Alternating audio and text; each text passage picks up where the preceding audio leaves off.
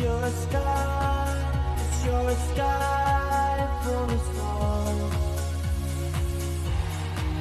I'm gonna give you my heart. A young man boards a flight and immediately becomes the target of suspicious stares and whispered accusations simply because of how he looks. But when disaster strikes 30,000 feet in the air, this same man becomes the only person standing between 200 passengers and certain death. Before we dive in, what time are you listening? Where are you from? Drop a comment below and tell me. Kareem Hassan walks through the airport terminal at 6:15 in the morning. His backpack hangs from one shoulder. His boarding pass is crumpled in his hand. He is 28 years old, an aerospace engineer, and he is flying home after a conference in Seattle. The fluorescent lights buzz overhead. People rush past. Him pulling suitcases. Children cry. Announcements echo through the speakers. Everything feels normal. Everything feels routine. He reaches his gate and sits down. He pulls out his laptop. He has work to finish before the flight takes off.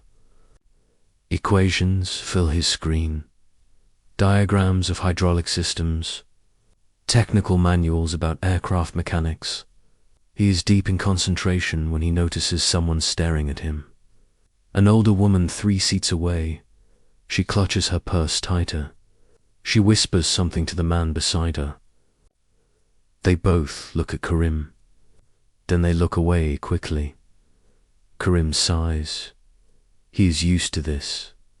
The stares, the whispers, the way people move their bags when he sits near them. He is used to being watched, being judged. He closes his laptop and waits. For boarding to begin, the announcement comes. Passengers line up. Kareem joins the queue. He hands his boarding pass to the gate agent. She barely looks at him. He walks down the jet bridge. The airplane appears ahead. A Boeing 737. He knows this aircraft inside and out. He has studied every system, every component, every backup mechanism. He finds his seat, 22C middle row, middle seat. He squeezes past 2 passengers already seated, a businessman by the window, a teenage girl on the aisle. Neither acknowledges him. He buckles his seatbelt and settles in. More passengers board. A man in a suit pauses at Kareem's row. He glances at Kareem, then at the overhead bin, then at Kareem again. Something flickers across his face. Discomfort, maybe fear. He stores his bag quickly and moves to his seat several rows back. Kareem pretends not to notice. He has learned to make himself small, to avoid eye contact, to not give anyone a reason to feel threatened by his existence. The cabin fills. The flight attendants begin their safety demonstration. Kareem watches, even though he knows every word, every gesture. He knows where the exits are. He knows how the oxygen masks deploy. He knows the aircraft better than most of the crew. The engines start. That familiar rumble. The plane pushes back from the gate. They taxi toward the runway. Everything is normal. Everything is routine. But then something happens. The plane lifts off. The ground falls away beneath them. Seattle disappears into clouds. The seatbelt sign stays on. Turbulence, the captain announces. Nothing unusual, just some rough air. Kareem looks out the window, past the businessman. Grey clouds surround them. The wing flexes slightly. Normal, expected. He closes his eyes and tries to rest. 15 minutes into the flight, a sound reaches his ears. A sound that does not belong. A high-pitched whine coming from somewhere in the aircraft. Kareem's eyes snap open. He listens carefully. There it is again. The businessman beside him is watching a movie on his tablet. The teenage girl is asleep. No one else seems to notice, but Kareem knows aircraft sounds. He knows what is normal and what is not. This is not normal. The whine grows louder. Then a shudder runs through the plane, subtle but unmistakable. Kareem grips his armrests. His training kicks in. His mind races through possibilities. Hydraulic system. Maybe a pump. Maybe a leak. The shudder comes again. Stronger this time. The businessman looks up from his tablet. Concern crosses his face. Other passengers begin to notice. Murmurs spread through the cabin. Then the plane drops. Not gradually. Suddenly. Like an elevator cable snapping. Screams erupt. Oxygen masks fall from overhead compartments. The cabin tilts. Bags tumble from bins. The flight attendants grab for support. The plane is diving. Something is very wrong. Kareem unbuckles immediately. The businessman yells at him to sit down. The teenage girl is crying. Kareem ignores them both. He pushes into the aisle. The floor tilts beneath his feet. He stumbles forward. Other passengers are screaming, praying, holding each other. A flight attendant rushes past him toward the cockpit. Kareem follows. She pounds on the cockpit door. No response. She pounds again. Still nothing. Kareem reaches her. I am in aerospace. Engineer, he shouts over the chaos. I know this aircraft. Let me help. The flight attendant looks at him. Terror and desperation war in her eyes. The plane shudders again, more violent. She makes a decision. She pulls out her key. She opens the cockpit door. Inside, both pilots are slumped forward, unconscious. The control column is pushed all the way forward. The ground is visible through the windscreen. Getting closer, much too close. The altimeter spins downward. 15,000 feet, 14,000, 13,000. They have maybe 2 minutes before impact. Kareem lunges for the captain's seat. He pulls the unconscious pilot back. He slides into the chair. His hands find the controls. Years of theoretical knowledge suddenly becomes terrifyingly real. He pulls back on the yoke. Gently at first, then harder. The plane resists. The hydraulics are damaged, compromised. The whine he heard earlier, it was a warning. 12,000 feet. 11,000. The plane is still diving, still accelerating. Kareem's mind works faster than it ever has. Primary hydraulics are failing. He needs to switch to alternate systems. His hands fly across the overhead panel. Switches, buttons, backup systems. He activates the alternate hydraulic pumps. Please work, he thinks. Please work. 10,000 feet. The yoke has some response now. Not much, but some. He pulls back steadily. The nose begins to rise. Slowly. Too slowly. 9,000 feet. 8,000. Mountains are visible ahead. Trees, lakes. They are in a valley, surrounded by terrain. The flight attendant is on the radio behind him. Mayday, mayday, mayday. This is flight 627. We have an emergency. Both pilots are incapacitated. We are going down. 7,000 feet. Karim adjusts the trim. He redistributes the hydraulic pressure. He is doing things he has only read about, only simulated. The plane levels slightly.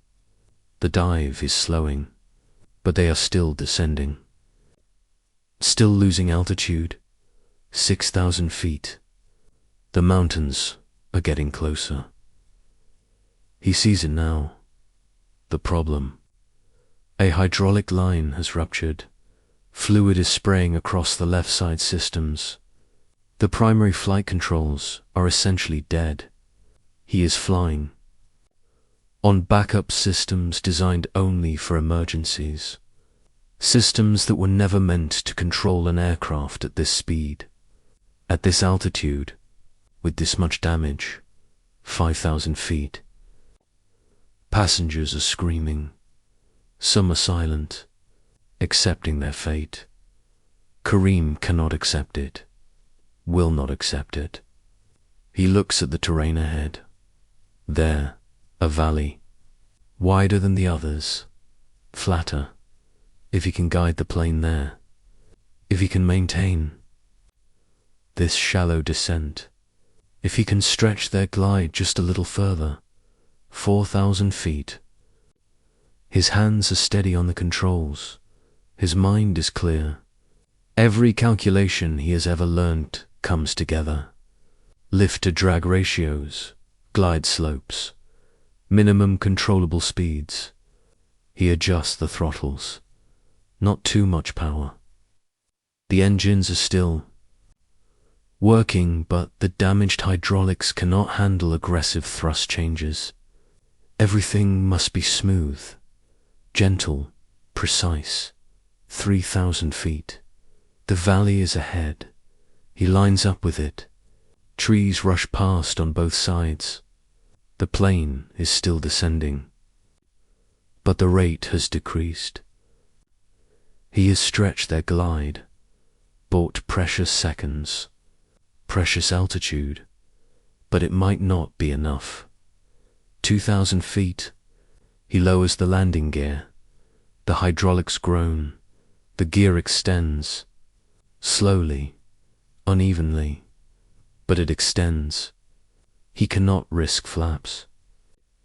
The hydraulics cannot handle it. They will land fast, very fast. If they land at all 1,000 feet, the valley floor approaches. He can see individual trees now, rocks, a road cutting through the landscape. The plane is lined up. He holds it steady. 500 feet. The ground rushes up. He pulls back, gently on the yoke, flaring for landing. The backup systems respond. The nose rises. 300 feet. 200. 100. The wheels touch earth. Hard. The plane bounces. Karim holds the yoke back, keeping the nose up. The wheels touch again. This time they stay down. The brakes. He needs brakes. But the hydraulics. He pumps the brake pedals. Some response. Not enough. The plane is rolling fast. Too fast. Trees are ahead. The end of the valley. They are going to overshoot. Emergency brake, his mind screams. He reaches for it, pulls it hard. The plane shudders, slows, but still rolls. The trees get closer, closer. He can see branches, bark. Then finally, the plane stops. 50 feet from the tree line. 50 feet from disaster. Silence fills the cockpit. Then the cabin erupts, not with screams, with cheers, with crying, with the sound of people realizing they are alive. They are safe. They survived. Kareem sits frozen in the captain's seat. His hands still grip the controls. His heart pounds so hard it hurts. The flight attendant touches his shoulder. "You did it," she whispers. "You saved us." Emergency crews arrive within minutes. Ambulances, fire trucks, police. The two pilots are carried out on stretchers. Carbon monoxide poisoning, the medics say. A faulty air circulation system. They will recover. Everyone will recover. 207 passengers and crew, all alive because of quick thinking, because of years of training, because of one man who refused to accept the alternative. But as Kareem finally stands, as he walks back through the cabin toward the exit, he sees their faces, the passengers, who stared at him in the terminal, who whispered about him during boarding, who clutched their bags when he sat down. They see him now, really see him, not as a threat, not as something to fear, but as the person who saved their lives. The businessman from seat 22A approaches. Tears stream down his face. "I am so sorry," he says. His voice breaks. "I judged you. I was afraid of you, and you saved my life." Others come forward, apologizing, thanking him, hugging him. The older woman from the gate is there too. She cannot speak. She just holds his hands and cries. Kareem feels something break inside him, something heavy he has carried for so long. The weight of being watched, being suspected, being feared simply for existing. He does not say it is okay, because it is not okay. The judgments hurt, the fear hurt, the suspicion hurt, but he accepts their apologies. He accepts their gratitude, because maybe this moment will change something. Maybe they will remember. Maybe the next time they see someone who looks different, who dresses different, who prays different or speaks different, maybe they will remember that heroes do not look one way, that danger does not have a single face, that humanity exists in everyone. The investigation takes weeks. The National Transportation Safety Board examines every detail. The faulty air system, the hydraulic rupture, Kareem's emergency response, his technical knowledge, his calm under pressure, the recordings from the cockpit. Everything confirms what everyone already knows. He saved that plane. He saved those lives. He did what trained pilots might not have managed, what most people could never have done. Awards follow, commendations, media interviews. People call him a hero, and he is. But Kareem knows the real story is not just about saving a plane. It is about the assumptions we make, the fears we carry, the way we see each other or fail to see each other. It is about a man who boarded a flight and was treated like a threat, who then became the only thing standing between 200 people and death. It is about the distance between fear and understanding, between judgment and truth. Kareem Hassan returns to his work, to his equations and diagrams and technical manuals. But something has changed, not just in how others see him, but in how he sees the world.